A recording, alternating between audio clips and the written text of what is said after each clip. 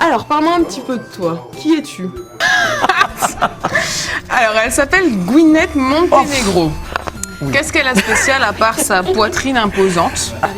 C'est top parce qu'en gros, ici, t'as pas à t'engager sur du long terme. C'est les artistes qui veulent un peu bouger, ils peuvent se permettre de rester 6 mois et après d'avoir aucun engagement. Fiona, dis-nous, quelle crise? Justement, la crise, on la connaît tous, hein, elle gangrène la France depuis quelques années. Mais bon, moi j'ai essayé de développer une petite ébauche de solution. Se mettre en couple, en fait c'est ça la solution. Non mais je vais vous expliquer.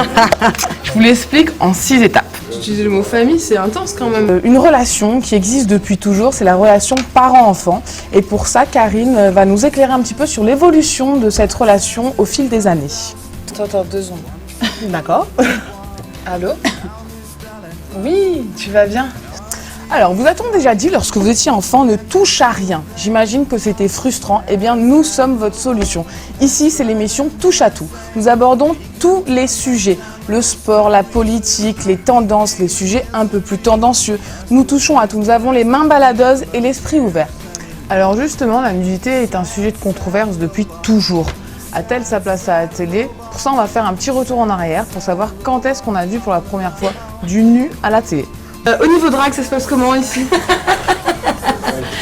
Donc ça a fait beaucoup de buzz à ce moment-là, enfin peut-être qu'on n'utilisait pas le mot buzz, je pense pas, mais en tout cas ça a fait du bruit parce que l'ORTF, suite à cette nudité, a créé les fameux petits carrés blancs, vous savez, pour contrôler le public qui regarde la télé.